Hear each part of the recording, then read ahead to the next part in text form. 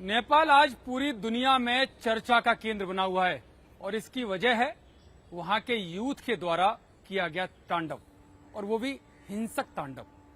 और ये तांडव इस तरह से किया गया कि नेपाल का यूथ अपनी ही सरकार के खिलाफ सड़कों पर उतर गया, और सड़कों पर ही नहीं उतरा, देश की संसद में भी घुसने की कोशिश की। तो इससे समझा जा सकता है कि किस तरह का उपद्रवी माहौल नेपाल में, यानी कि वहां की राजधानी काठमांडू में बन गया है। और ये तस्वीरें याद दिलाती हैं श्रीलंका की, ये तस्वीरें याद दिलाती हैं बांग्लादेश में किस तरह से तख्ता पलट हुआ उसके ही छात्रों के द्वारा, उसके ही नौजवानों के द्वारा। और वही तस्वीरें आज नेपाल में देखने को मिल रही हैं। हर कोई जानने को बेचैन है कि आखिरकार ऐसा क्या हुआ कि नेपाल का यूथ अपनी ही सरकार के खिलाफ सड़कों पर उतर गया। आखिरकार ऐसा क्या हुआ कि नेपाल की सरकार को अपने ही नागरिकों के खिलाफ, अपने ही युवाओं के खिलाफ सेना उतारनी पड़ी, और सेना ऐसी उतारी कि वहां पर एक नहीं, दो नहीं, तीन नहीं, अभी तक की जो जानकारी है 14 लोगों की मौत, यानी कि 14 युवाओं की मौत उसमें हो चुकी है। नमस्कार, मैं हूं यतेंद्र शर्मा और आज कड़क में मैं बात करूंगा नेपाल की उस बदहाल स्थिति की जिससे पूरी दुनिया चिंतित है, और खासकर भारत पर इसका क्या असर पड़ेगा, क्योंकि हमारा पड़ोसी देश है नेपाल, और चाहे सांस्कृतिक संबंधों की बात हो या राष्ट्रीय सुरक्षा की बात, हर एक मुद्दा नेपाल से जुड़ा हुआ होता है। तो ऐसे में भारत का हर नागरिक, यानी कि भारत देश भी चिंतित है कि आखिरकार ऐसा क्यों हो रहा है। आज नेपाल में वो हुआ जिसकी कल्पना नेपाल की सरकार ने कभी की नहीं होगी। हालांकि काफी समय से गुस्सा वहां के यूथ में बेरोजगारी को लेकर, भ्रष्टाचार को लेकर अपनी सरकार के खिलाफ पनप रहा है, लेकिन ये गुस्सा इस तरह से उतरेगा, बिल्कुल वो कल्पना जो श्रीलंका और जो मैंने अभी कहा कि बांग्लादेश में हुआ।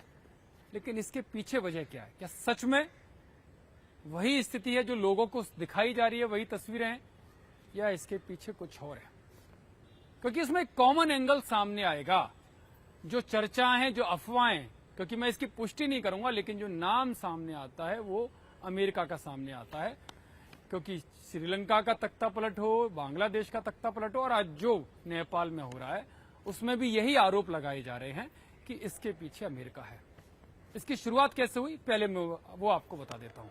इसकी शुरुआत हुई नेपाल सरकार के द्वारा सोशल मीडिया प्लेटफॉर्म पर, जो डिजिटल प्लेटफॉर्म है, उन पर बैन लगाने की।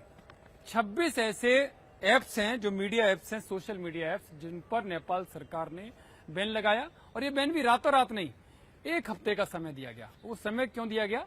वो समय इस वजह से दिया गया कि नेपाल सरकार ने कहा कि देश में कानून का राज है, और कानून के मुताबिक ही जो विदेशी कंपनियां हैं, चाहे वो सोशल मीडिया ऐप्स हैं, उनको देश के कानून के मुताबिक चलना पड़ेगा।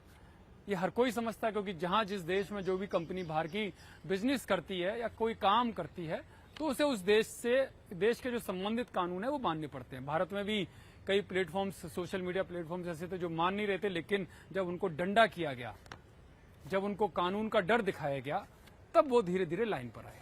ऐसा ही नेपाल में हुआ। नेपाल ने कहा कि रजिस्ट्रेशन आपका हमारे देश में नहीं है, हमारे कानून के मुताबिक आपको चलना पड़ेगा। लेकिन जब वो मीडिया ऐप, जो सोशल मीडिया ऐप्स हैं, उनकी से संबंधित कंपनियां नहीं मानी, उनको 7 दिन का समय दिया गया, लेकिन रजिस्ट्रेशन नहीं किया गया, तो सरकार ने, वहां की सरकार ने सख्त एक्शन लिया। लेकिन उस एक्शन का पलटवार इस तरह से होगा, ये किसी ने सोचा नहीं।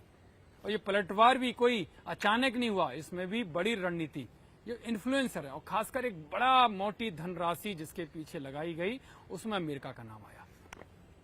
क्योंकि जो नुकसान हो रहा है, क्योंकि जो मीडिया ऐप्स हैं वो ज्यादातर अमेरिकी कंपनियों से संबंधित हैं, तो ऐसे में बड़ा नुकसान उनको होगा। लेकिन उसका नुकसान देश के उन युवाओं को भी सामने उन पर होता हुआ दिखाई दिया। शायद यही कारण था कि वो इस जो प्रतिबंध था, जो बैन लगाया गया, उसको वो सहन नहीं कर पाए और अपनी देश की सरकार के खिलाफ वो सड़कों पर उतर आए। वो युवा कौन है, पहले मैं वो आपको बता देता हूं। आज जो ऐसे युवा, जो जेन जी रिवॉल्यूशन जिनको कहा जाता है, जेन जी रिवॉल्यूशन किसको कहा जाता है?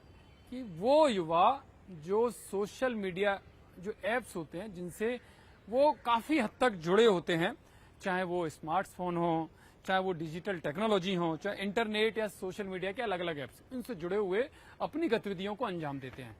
यानी कि मोटी मोटी भाषा में, देसी भाषा में मैं आपको समझाऊं कि 1997 से 2012 के बीच में जिन लोगों का जन्म हुआ है, तो उन्होंने अपने हाथ में कई तरह के गैजेट्स देखे होंगे, क्योंकि उनका जीवन उससे बिल्कुल जुड़ा हुआ जीवन है। चाहे वो अपनी पढ़ाई करें या कमाई करें, वो इन ऐप्स के माध्यम से, इन गैजेट्स के माध्यम से, स्मार्टफोन, स्मार्ट लैपटॉप, इन सब के माध्यम से वो इस हद तक जुड़े हुए हैं कि उनकी जो जिंदगी है, जो उनका जीवन है, वो काफी हद तक प्रभावित होता है। तो इनको जेन जी ग्रुप्स यानी कि जेन जी कहते हैं, लेकिन वो रिवॉल्यूशन जो है वो इसमें साफ तौर पर दिखाई दे रहा है।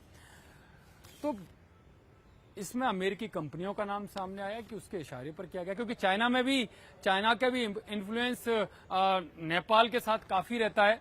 तो ऐसे में माना यह जा रहा है कि सरकार ने जो प्रतिबंध लगाए, हो सकता है वहां से भी चाइना की तरफ से ऐसा इशारा किया गया हो, और शायद यही कारण है कि सरकार सख्त रुख अपना रही है। हालांकि सरकार, जो प्रधानमंत्री केपी ओली हैं, उन्होंने साफ कहा कि राष्ट्र इससे बड़ा किसी की नौकरी नहीं हो सकती। नौकरी क्यों? क्योंकि जो यूथ सामने आया है वो इन ऐप से जुड़ा हुआ था। काफी सारे लोग, बड़ी संख्या में, लाखों की संख्या में स्टूडेंट्स अपनी ऑनलाइन पढ़ाई कर रहे थे। तो ऑनलाइन लाखों की संख्या में यूथ कमाई भी कर रहे थे, यानी कि पढ़ाई और कमाई का जो जोड़ है वो वहां पर इन ऐप्स के माध्यम से देखा जा रहा था। लेकिन जब ये बैन हो गई तो वो दोनों ही धरातल पर आ गए और उसको वो सहन नहीं कर पाया।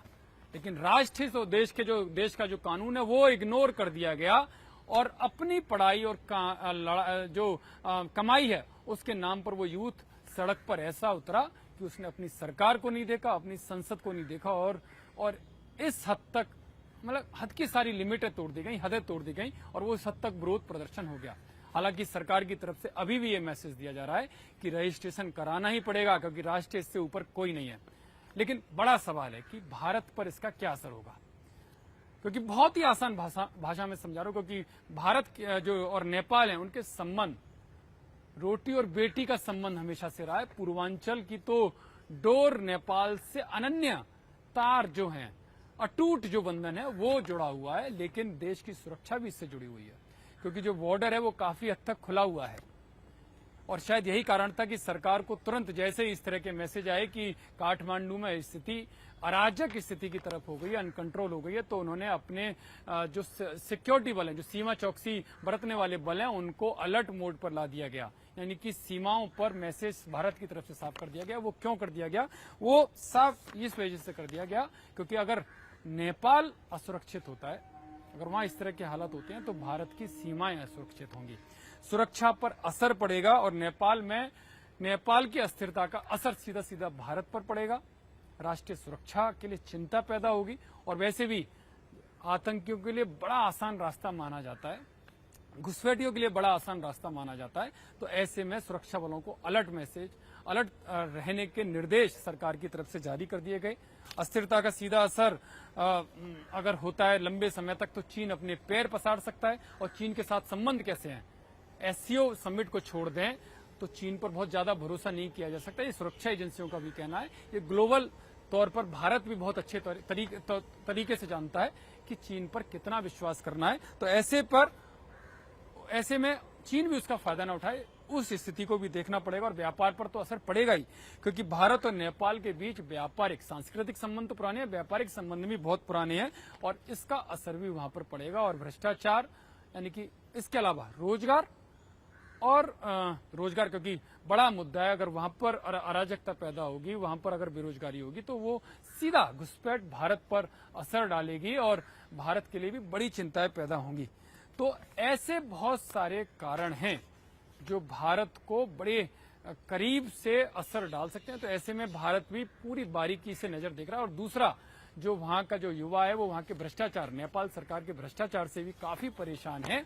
और ऐसे में वो पूर्व जो राजशाही, क्योंकि राजशाही वैसे भी भारत के साथ निकट संबंध माने जाते हैं, तो उसकी भी वो मांग कर रहा है। लेकिन सबसे बड़ा सवाल कि आखिरकार नेपाल क्या बांग्लादेश और श्रीलंका की तर्ज पर नेपाल में ये सब एक सोची समझी साजिश के तहत हो रहा है? और इसके पीछे सच में जो आरोप लग रहे हैं वो अमेरिका है, क्योंकि अमेरिका का संबंध जो टैरिफ को लेकर जो भारत के साथ तनातनी दिखाई दे रही है, क्या ये कहीं भारत को अस्थिर करने के लिए, उसके व्यापार को अस्थिर करने के लिए कहीं ये उसकी एक बड़ी चाल तो नहीं है? क्योंकि एससीओ समिट में जो भारत का दबदबा दिखाई दिया वो पूरी दुनिया ने देखा और खासकर ट्रंप ने देखा, और ट्रंप तब से चिंतित है। और उसके बाद एकाएक नेपाल में जिस तरह से ये आज हालात हुए हैं, ये उसकी तरफ बड़ा इशारा करते हैं। तो ये मैं आपके ऊपर छोड़ता हूं कि ये साजिश आखिरकार किसकी।